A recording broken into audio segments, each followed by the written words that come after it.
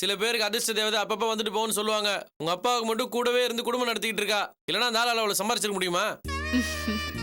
பாத்தீங்களா பாத்தீங்களா, இதுதான் எனக்கு உங்ககிட்ட பிடிச்சதே. எங்க அப்பாவை பத்தி என்கிட்டயே கிண்டல் பண்ணி பேசுறீங்களே. எங்க ஊருக்கு வந்து எங்க அப்பாவை பாருங்க, அவர் முன்னாடி கை கட்டி பேசவே பயப்படுவாங்க. ஆனா நீங்க என்கிட்டயே பொழந்து கட்டுறீங்க. என்ன சொன்னாலும் இவளுக்கு கோபமே வரமாட்டேங்குது சார். டென்ஷனா என்ன வேலைன்னு கேட்குற குடும்பம் சார் இது. ஹலோ, சொல்லுங்க, கேக்குது. எங்க அப்பா உங்களை பத்தி விசாரிச்சதே எனக்கு தெரியாது. அவர் ஊர்ல இருந்து வரட்டும், நானே அவர்கிட்ட கேக்குறேன். உங்க அப்பா நேற்று வீட்டுக்கு ஃபோன் பண்ணாரு. நல்ல வேலை போன் என் கையில மாட்டிருந்ததுன்னு வை. கிராமத்தில் ஏன்டா போனை கண்டுபிடிச்சாலும் அந்த ஆள் நோகிற அளவுக்கு நான் பேசியிருப்பேன். எனக்கு நிறைய வேலை இருக்குது. பசி நேரத்தில் உசுர வாங்காத, போனை வை. ஹலோ ஹலோ, இருங்க இருங்க. மத்தியானம் எங்கே சாப்பிட போறீங்க? வீட்ல இருந்தே கொண்டு வந்துட்டீங்களா? ஐயா, நான் ஸ்கூல் போலியா? வீட்டுல இருந்து டிஃபன் பாக்ஸ் கட்டினு வரதுக்கு. ஆபீஸ் ஸ்டாஃபிலோட சேர்ந்து பக்கத்துல இருக்கிற ரோட்ல போய் சாப்பிடுவேன். இது பாருமா, உங்ககிட்ட பேசி பேசி எனக்கும் சார்ஜ் இறங்கிச்சு, செல்போனுக்கும் சார்ஜ் இறங்கிச்சு. நான் போனை கட் பண்றேன். சார், அந்த பெங்களூர் கிரானைட் பார்ட்டி பொண்ணு சார், அவங்க அப்பா என்ன சந்தேகப்பட்டு விசாரிச்சு போய்கிறா. அவ அதை பத்தி கொஞ்சம் கூட கவலைப்படாம சந்தோஷமா பேசிங்கிறா. தமிழ், நான் ஒன்னு சொல்றேன், கேக்குறியா? சார், உங்க பேச்ச நான் கேட்காம இருப்பேனா? எங்க அப்பா உயிரோட இருந்தா அவர் பேச்ச கூட நான் கேட்டிருக்க மாட்டேன். உங்களை நான் இங்கே வச்சிருக்கேன் சார். எனக்கு என்னமோ இந்த பொண்ணு தான் உனக்கு பொருத்தமா இருப்பான்னு தோணுதுப்பா. நீ பேசாம இவளையே கல்யாணம் பண்ணிக்க, அப்பதான் உன் வாழ்க்கை நல்லா இருக்கும். இவ பெரிய கோடீஸ்வரி சார். இவளை நான் கல்யாணம் பண்ணிட்டா வீட்டுல நான் மாப்பிள்ளையா இருக்க முடியாது, அடிமையா தான் இருக்கணும். நான் சொல்றது கொஞ்சம் கேக்குறியா? சரி சொல்லுங்க. பணக்காரங்க எல்லாருமே இறக்கம் இல்லாதவங்க, ஏதோ தீண்டத்தகாதவங்கன்னு நினைக்கிறேன். அதான் உன் பிரச்சனை. ஒரு ஏழை தொழிலாளி தன்னோட ஒரு குடும்பத்துக்காக மட்டும்தான் உழைக்கிறான். ஆனா பணம் பிடிச்ச முதலாளி தன்னை நம்பி இருக்கிற ஒவ்வொரு குடும்பத்துக்காகவும் உழைக்கிறாரு.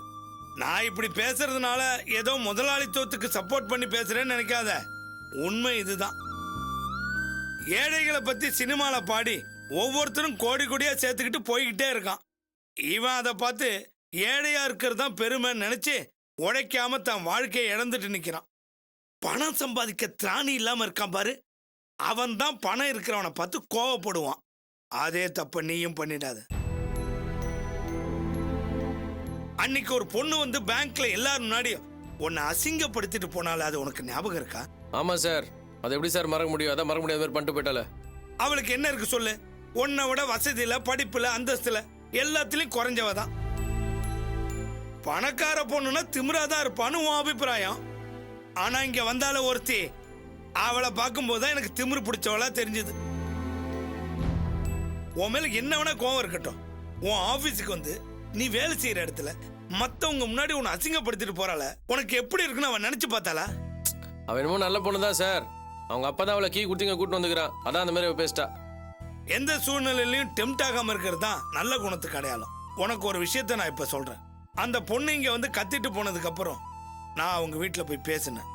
என்ன சார் சொல்றீங்க? நீங்க அவங்க வீட்டுல போய் பேசுனீங்களா? நீங்க எதுக்கு சார் அவங்க வீட்டுக்கு போனீங்க? உனக்கு அந்த பொண்ணு மேல ஒரு அபிப்பிராயம் இருக்கிறத தெரிஞ்சுக்கிட்டேன். உனக்காக அந்த பொண்ணோட அப்பா கிட்ட போய் பேசி பார்த்தேன். அப்ப அவ உள்ளதா இருந்தா. அவ அப்பங்கிட்ட அவமானப்பட்டு திரும்பினதுதான் மிச்சம். நீங்க ஏன் சார் எனக்காக போய் அவமானப்பட்டு வரீங்க? என்னப்பா பண்றது? பேங்க் மேனேஜரா மட்டும் இருந்திருந்தா போயிருக்க மாட்டேன். இப்ப சொன்னியே எங்க அப்பா உயிரோட இருந்தா கூட அவர் பேச்ச கேட்டிருக்க மாட்டேன். உங்களை இந்த இடத்துல வச்சிருக்கேன்னு அதுக்காகத்தான் போனேன். சரி, அதை விடு. அங்க போனதுக்கு அப்புறம் நான் ஒரு உண்மையை தெரிஞ்சுக்கிட்டேன். உன் மென்டாலிட்டிக்கும் அந்த குடும்பத்துக்கும் ஒத்தே வராது. நீ சொன்ன மாதிரி அந்த குடும்பத்துல அந்த பொண்ணுக்கு பல பிரச்சனை இருந்தாலும் வெளில வரத்துக்கு நீ ஒரு வழி சொல்லிட்ட. அப்படியே அந்த பொண்ணு வெளில வரலன்னா என்ன அர்த்தம்?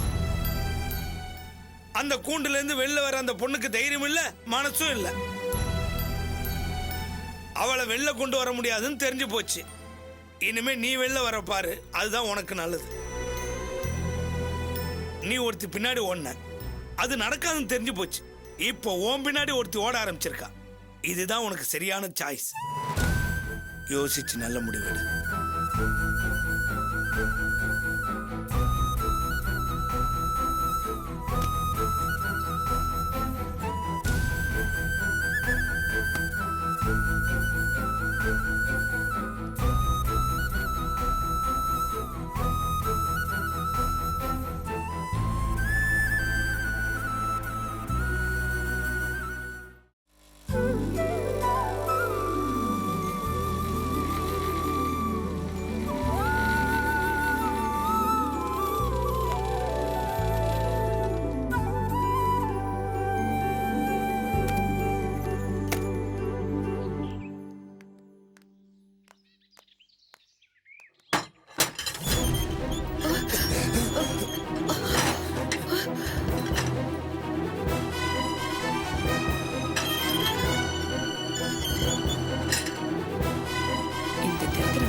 எதுக்கு இங்க வருதுங்க?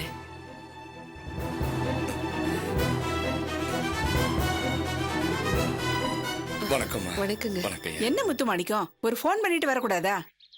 நாங்க இப்பதான் வெளியே கிளம்பிட்டு இருக்கோம். நீங்க இப்ப போயிட்டு சாயங்காலம் வேணா வாங்களே. இந்த வெயில்ல உன்னை பார்க்க வந்திருக்காங்க, ஒரு 5 நிமிஷம் பேசிட்டு தான் அனுப்பேன்.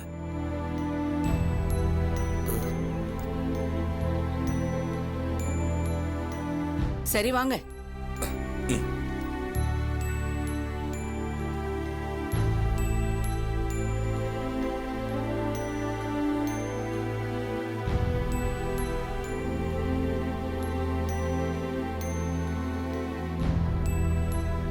உட்காருங்க.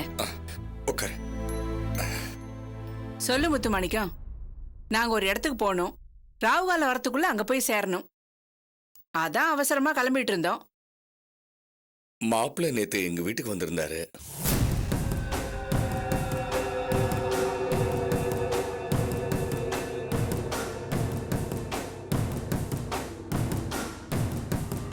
உங்களை பார்த்து கல்யாணத்தை பத்தி பேச சொன்னாரு. தம்பி வேற என்ன சொன்னான்? எப்படியோ மாப்பிள்ளை இந்த சோதனையில இருந்து வெளியில வந்துட்டாரு. சீக்கிரமா ஒரு நல்ல நாளா பார்த்து அவங்க கல்யாணத்தை முடிவு பண்ணிடலாமா? சரி பாப்போம். ஜோசியரை கேட்டு சொல்றேன். அப்புறம் வேற ஏதாவது பேசணுமா? என்ன 2 பேரும் மாறி மாறி பாத்துக்கிறீங்க? என்ன விஷயம்? யாராவது ஒருத்தர் சொல்லுங்க, நாங்க கிளம்பணும்ல. மோகனை இன்ஜினியரிங் காலேஜ்ல சேர்க்கறதுக்கு நாள் நெருங்கிடுச்சுங்க. அவனை படிக்க வைக்கிறதுக்கு நீங்க தான் எப்படியாவது மனசு வைக்கணும். என்ன திரும்ப திரும்ப இதையே சொல்லிட்டு வந்து நிக்கிறீங்க? அதான் ஏற்கனவே 5 லட்சம் ரூபாய் பணம் கொடுத்துட்டோம்ல, மறுபடியும் கேட்டா எப்படி? அம்மா, அந்த பணத்தை தான் எங்க வீட்ல இருந்து லஞ்ச ஒழிப்பு போலீஸ்காரங்க எடுத்துட்டு போயிட்டாங்களே. அதுக்கு நான் என்ன பண்றது? உங்களுக்கு கொடுத்த பணத்தை உங்களால காப்பாத்திக்க முடியல. பேங்க்ல இருந்து பணத்தை டிரா பண்ணி எடுத்துட்டு வந்துட்டு அந்த பணம் காணாம போயிட்டா மறுபடியும் பேங்க்ல போய் கேட்டா தருவாங்களா? அம்மா, என் பையனை இன்ஜினியரிங் படிக்க வைக்கணும்னு அவனை விட நான் தான் ரொம்ப ஆசையா இருக்கேம்மா. அதுக்காவது நீங்க உதவி பண்ணணும். நீ ஆசைப்பட்ட என் வீட்டு பணத்தை கொடுத்துதான் உன் ஆசையை நிறைவேற்றிக்கணுமா? இத பாரு முத்துமாணிக்கம், ஏதோ நீ கஷ்டப்படுறியே, உன் குடும்பத்துக்கு உதவுன மாதிரி இருக்கட்டுமே தான் உன் பொண்ணை என் தம்பிக்கு கட்டி வைக்கலான்னு பார்த்தேன். நான் சொன்னதுனாலதான் என் தம்பி இதுக்கு ஒத்துக்கிட்டானே தவிர உன் பொண்ணை பார்த்து ஏதோ மயங்கிட்டான்னு நினைக்காத. அப்படி ஒரு நினைப்புல தான் நீ பணம் கேட்டு வந்திருக்கேன்னா முதல்ல அந்த நினைப்பை விட்டுரு. என்னம்மா இப்படி சொல்றீங்க? சத்தியமா நான் அப்படி நினைக்கவே இல்லை. பின்ன என்ன, என் தம்பி ஜெயிலுக்கு போயிட்டு வந்து நேத்து தான் டியூட்டிலேயே ஜாயின் பண்ணியிருக்கான். அதுக்குள்ள பணத்தை கேட்டு வந்தா என்ன அர்த்தம்?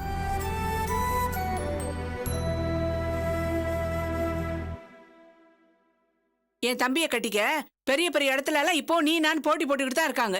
ஏதோ வாக்கு கொடுத்துட்டமேன்னு நான் பேசாம இருக்கேன். அத புரிஞ்சுக்கங்க. ஆமா, நாங்க எதுக்கு உங்களுக்கு பணம் தரணும்? சொல்ல போனா நீங்க தான் எங்களுக்கு பணம் கொடுக்கணும்.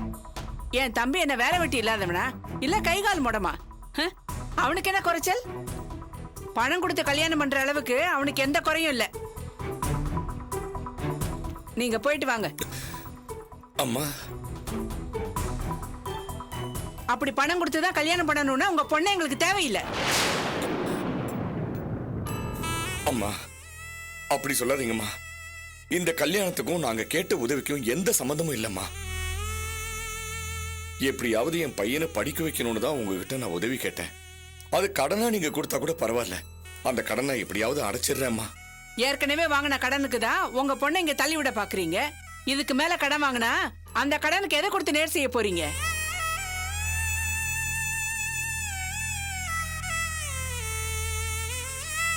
சரி சரி, நாங்க இப்ப அவசரமா வெளியே போறோம், நீங்க கிளம்புங்க. இப்படி முக்கியமான விஷயமா போறப்ப வந்து மூட் அவுட் பண்றீங்களே, கிளம்புங்க. நாங்க போன் பண்ணிட்டு தான் உங்களை வந்து பாத்துருக்கணும். மன்னிச்சுக்குங்க. நாங்க அப்புறமா வந்து பாக்குறோம். சரி சரி.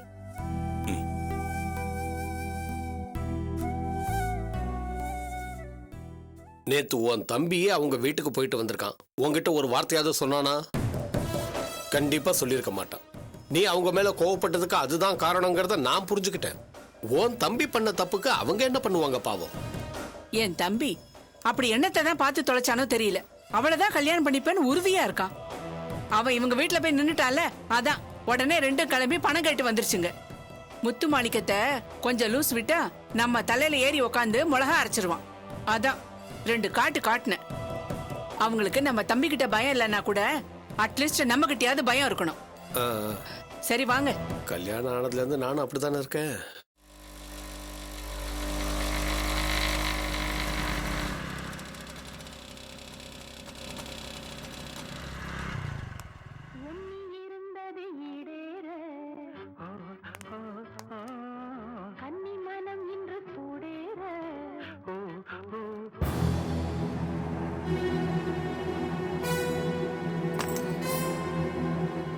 அம்மா பணம் கொடுத்துட்டாங்களா?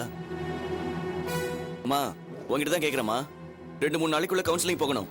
எந்த காலேஜும் தெரிஞ்சாதான் அங்க போய் சேர முடியும். பணம் கிடைச்சதா இல்லையா? நீ படிக்க கூடாதுன்னு நினைக்கிறவங்க நம்ம பக்கத்துலயே இருக்கிற வரைக்கும் அது எப்படி நடக்கும்?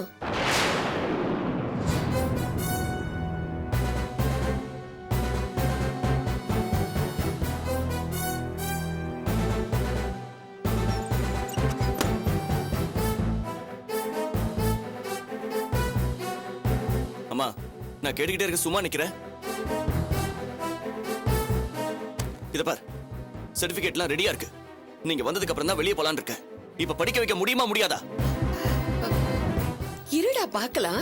உன்னை படிக்க வைக்கணும் தானே நானும் உங்க அப்பாவும் அங்கங்க போய் கையேந்து நிக்கிறோம். கையேந்ததெல்லாம் இருக்கட்டுமா, பணம் கிடைக்குமா கிடைக்காதா? என்னப்பா போற போக்க பார்த்தா இன்ஜினியரிங் படிக்க முடியாது போல இருக்கு. இங்க பாருங்க, கடைசி நேரத்துல கையை விரிச்சாதீங்க.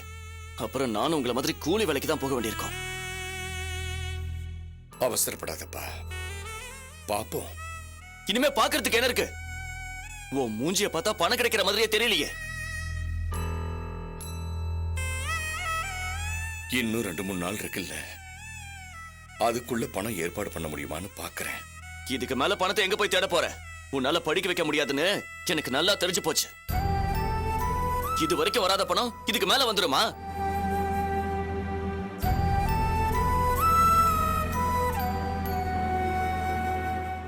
உன்ன மாதிரி கையாலாகாத ஒரு அப்பனுக்கு பிறந்தது என்னோட துரதிருஷ்டம். என்னடா பேசுற? வாய் மூடு. அதான் பணத்துக்கு ஏற்பாடு பண்றேன்னு சொல்றாருல்ல. வாய் மூடுமா. இனிமே பணத்தை எங்க போய் ரெடி பண்ணுவீங்க?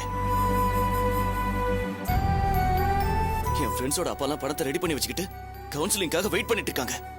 நீங்க இத்தனை நாள் விட்டுட்டு இப்ப பணம் தேடி அலையறீங்களா? புள்ளைய பெத்ததோட உன் கடமை முடிஞ்சு போச்சுன்னு நினைச்சிட்டியா? அவன் படிக்க என்ன வழின்னு கொஞ்சம் கூட யோசிக்க மாட்டியா? உன்னால முடியாதுன்னு தெரியுதுல்ல, அப்புறம் எதுக்கு என்ன பெத்த? உன் சுகத்துக்கு நான் பிறந்து கஷ்டப்படணுமா?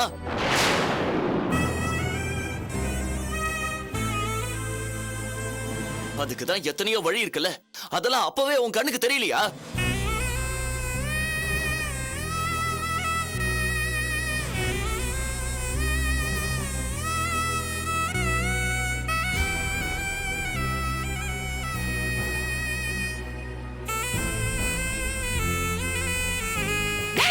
என்னடா பேசுற?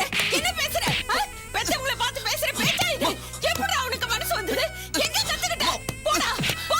இனிமே என் கண்ணு முன்னால நிக்காத. போய் தொலை. போ.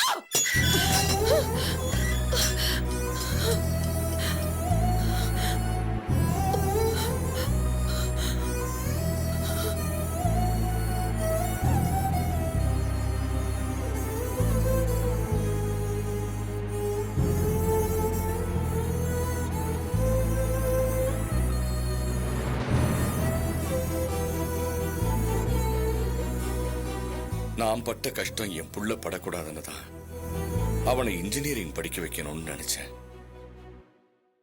அதுக்காக நான் எத்தனை பேர் காலில் விழுந்தேன்னு அவனுக்கு தெரியாது. என் கஷ்டம் புரிஞ்சுக்காம என்ன பேசிட்டு போறான்னு பாத்தியா? அவ்வளவு வன்மத்தை மனசுல வச்சிருக்கான். இவெல்லாம் படிச்சுட்டு வேலைக்கு போனா நம்மள மதிக்க மாட்டான் பத்மா, நம்மள மதிக்க மாட்டான். அதுக்காக என்ன பண்ணலாம்னு நினைக்கிறீங்க? பெத்த புள்ளைய அப்படியே கை கழுவி விட்டுலான்னு சொல்றீங்களா? என்ன நீயும் அவன மாதிரியே புரியாம பேசுற? இவனை கரையேத்தணும் தானே? துளசிய வயசு வித்தியாசம் கூட பார்க்காம வேலாயுதத்துக்கு கல்யாணம் பண்ணி கொடுக்க முடிவு பண்ணினேன். இவனுக்காகத்தானே அப்படி ஒரு முடிவை நான் எடுத்தேன்.